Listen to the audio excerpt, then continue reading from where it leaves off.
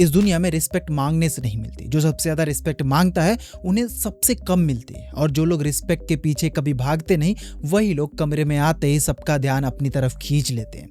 ये कोई कोइंसिडेंस नहीं है, ये इंसान के दिमाग का एक बहुत ही पुराना, बहुत ही प्रेडिक्टेबल पैटर्न है। और जब तुम इस पैटर्न को समझ लेते हो, तुम्हें किसी और से रिस्पेक्ट मांगनी नहीं पड़ती, वो अपने आप खुद चलकर आती है। मैकियावेली ने सदियों पहले एक बहुत ही सिंपल लेकिन बहुत ही अनकंफर्टेबल सच लिखा था। दुनिया उस इंसान की इज्जत करती है जो अपनी खुद की पावर समझता है, ना कि वो इंसान जो सबसे अच्छा है। ये सुनने पे थोड़ा डार्क लगता है, लेकिन इसका मतलब ये नहीं है कि तुम्हें किसी को चीट करना है या किसी को यूज करना है। इसका असली मतलब है साइकोलॉजी को समझना, अपनी खुद की वैल्यू को प्रोटेक्ट करना और अपने आप को इतना सिक्योर बनाना कि कोई भी तुम्हें छोटा महसूस ही ना करवा सके। ये पावर दूसरों को कंट्रोल करने के लिए नहीं है, ये पावर तुम्हें किसी के हाथों की कठपुतली बनने से बचाएगा। तो आओ जानते हैं वो सारे सीक्रेट्स। सबसे पहला और सबसे गहरा सीक्रेट, किसी चीज की जरूरत ना रहना। इंसान का दिमाग एक अजीब तरीके से काम करता है। जिस चीज की हमें सबसे ज्यादा जरूरत होती है, हमें वो बहुत इंपॉर्टेंट लगती है, लेकिन जो चीज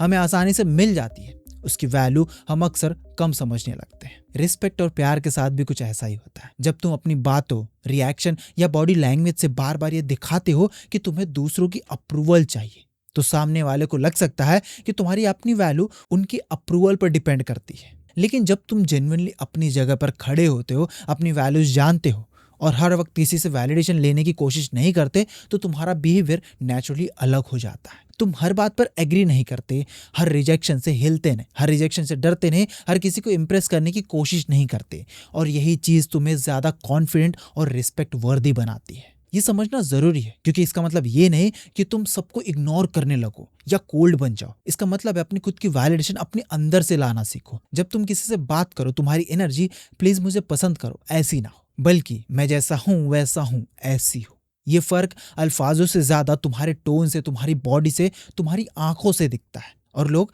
चाहे उन्हें पता हो या ना हो, इसे तुरंत भाप लेते हैं, उन्हें पता चल जाता है। दूसरा सीक्रेट अल्फाजों की इकोनॉमी में है। जो लोग बहुत ज्यादा बोलते हैं, बहुत ज्यादा एक्सप्लेन करते हैं, बहुत ज्यादा जस्टिफाई करते हैं अपने एक्शंस को, उनकी अथॉरिटी धीरे धीरे कम होती जाती है। हर एक्स्ट्रा एक्सप्लेनेशन एक छोटा सा सिग्नल देती है, मुझे अपने आप पे पूरा भरोसा नहीं है, इसलिए मैं तुम्हें कन्विंस करने की कोशिश कर रहा हूँ। लेकिन जो इंसान अपनी बात सीधी, छोटी, बिना जस्टिफिकेशन के रखता है, उसकी बात ज्यादा वेट लेके आती है, क्योंकि वो इंसान अपनी खुद की बात पे इतना कॉन्फिडेंट है कि उसे कन्विंस करने की जरूरत ही नहीं पड़ रही।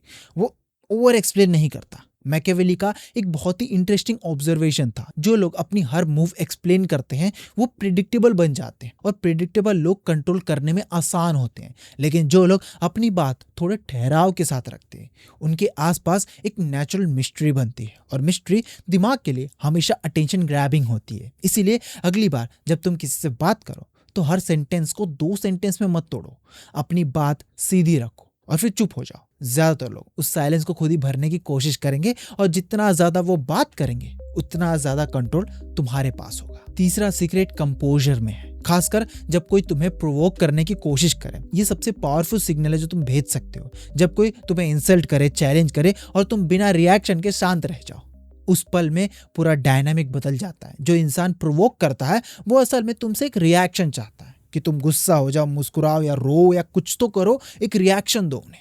क्योंकि रिएक्शन उन्हें पावर देता है, उन्हें कंफर्म करता है कि उनकी बात ने तुम्हारे रिएक्शन को कंट्रोल किया है। लेकिन जब तुम रिएक्शन नहीं देते, उनका पूरा अटैक वेस्ट हो जाता है, और वही अजीब सा वीक फील करने लगता है। ये कंपोजर का मतलब कोल्ड या इमोशनलेस नहीं है। इसका मतलब है अपनी इमोशन को समझना, लेकिन हर इमोशन को तुरंत सबके सामने दिखा देना जरूरी ना समझना। जो इंसान जो कुछ भी फील करता है, वो तुरंत उसके चेहरे, आवाज और रिएक्शन में दिख जाता है। उसे दूसरे लोग आसानी से समझ लेते हैं। उन्हें पता चल जाता है कि किस बात से वो हर्ट होता है, किस बात से गुस्सा आता है, और किस चीज की उसे जरूरत है। और जब कोई तुम्हें इतनी आसानी से रीड कर लेता है, तो तुम्हें इन्फ्लुएंस या मैनिपुलेट करना भी आसान हो सकता है। लेकिन जो इंसान पहले अपनी फीलिंग को समझता है, उन्हें प्रोसेस करता है, और फिर डिसाइड करता है कि क्या शेयर करना है, कब शेयर करना है और कितना शेयर करना है, वो अपनी इमोशनल इन्फॉर्मेशन को अपने कंट्रोल में रखता है। इसका मतलब ये नहीं कि अपने इमोशन को दबाना है, बस हर फीलिंग को रिएक्शन बनने से रोकता है। क्योंकि जो इन्फॉर्मेशन तुम अपने बारे में कब, कितना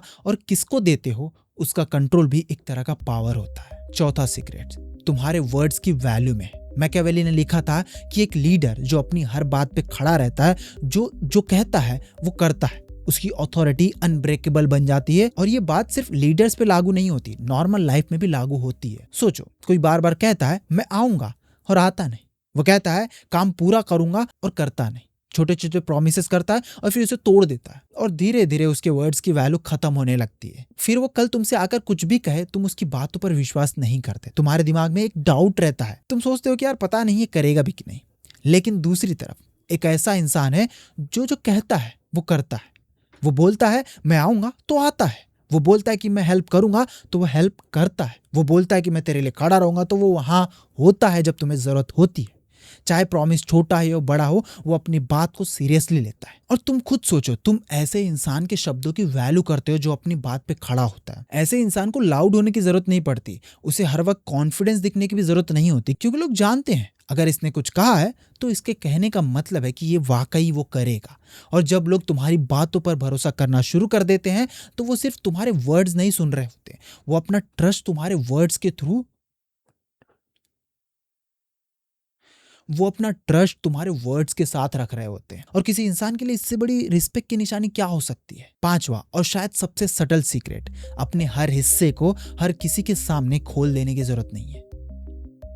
थोड़ी मिस्ट्री रहने दो। पहली बार सुनने में ये थोड़ा कैलकुलेटिंग लग सकता है, लेकिन इसका मतलब फेक बनना या झूठ बोलना बिल्कुल नहीं है। बस इतना समझना है कि हर थॉट, हर प्लान और हर वल्नरेबिलिटी हर इंसान के साथ शेयर करना जरूरी नहीं है। कुछ बातें तुम अपने लिए रख सकते हो, कुछ प्लान्स तब तक प्राइवेट रख सकते हो जब तक वो पूरे ना हो जाए, और अपनी कुछ गहरी फीलिंग्स सिर्फ उन लोगों के साथ शेयर कर सकते हो जिन पर तुम जेन्युइनली ट्रस्ट करते हो। क्योंकि जब तुम अपनी जिंदगी के हर डिटेल्स हर किसी को बता देते हो तो तुम अपनी प्राइवेसी का एक इम्पॉर्टेंट हिस्सा खो देते हो। लेकिन जब तुम्हारे अंदर कुछ चीजें सिर्फ तुम्हारी होती हैं, तुम्हारी सोच, तुम्हारे प्लान्स, तुम्हारे फीलिंग्स, तब तुम्हें हर वक्त खुद को एक्सप्लेन करने की जरूरत नहीं पड़ती। इसका मतलब लोगों को कंफ्यूज करना नहीं है, इसका मतलब बस अपनी प्राइवेट लाइफ को प्राइवेट रखना है। हर इंसान को तुम्हारी पूरी कहानी जानने की जरूरत नहीं है, कुछ चीजें सिर्फ तुम्हारी होती है। और अपने अंदर एक ऐसी जगह बचा के रखना जहां हर किसी को एक्सेस नहीं है। और ये मिस्ट्री नहीं, ये एक हेल्दी बाउंड्री है कि भाई जो वैल्यूबल है उसी को बातें बताओ, जो नहीं है उसे मत बताओ। अब देखो, जो भी चीजें मैंने तुमको बताई, अगर इन चीजों को गलत तरीके से यूज किया जाए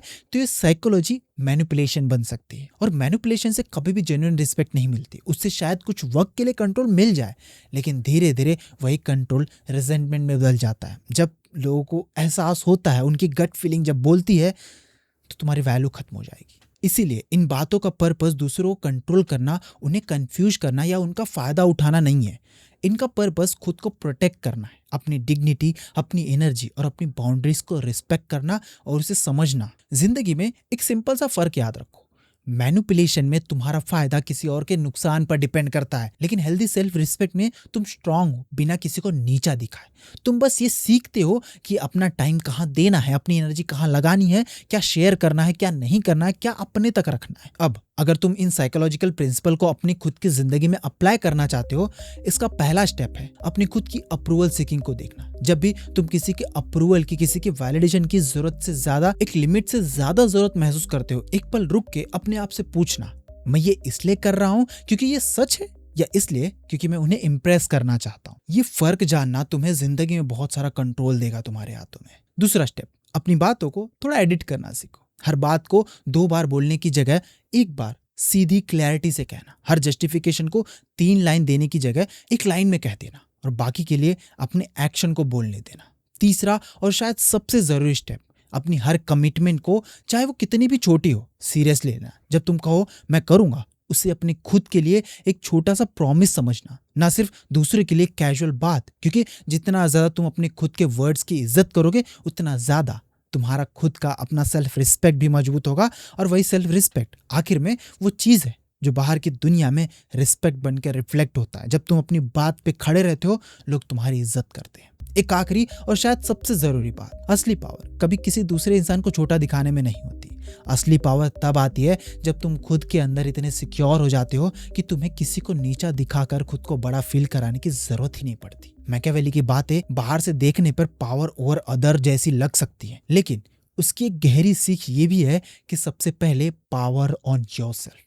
अपने इमोशन पर कंट्रोल, अपनी एनर्जी पर कंट्रोल, अपने वर्ड्स पर कंट्रोल, और सबसे जरूरी अपने रिएक्शन पर कंट्रोल करना सीखो। जब तुम्हारे पास ये कंट्रोल आ जाता है, तो तुम्हें हर जगह रिस्पेक्ट मांगने या प्रूव करने की जरूरत नहीं पड़ती। लोग खुद नोटिस करते हैं तुम्हारे अंदर कुछ अलग है, एक शांति है, एक स्टेबिलिटी है, एक ऐसा कॉन्फिडेंस जो हर वक्त खुद को प्रूव नहीं करता, वो बस वहां होता है। इसीलिए अगली बार जब तुम्हें लगे कि तुम्हें रिस्पेक्ट चाहिए तो दूसरों को इम्प्रेस करने की कोशिश मत करना।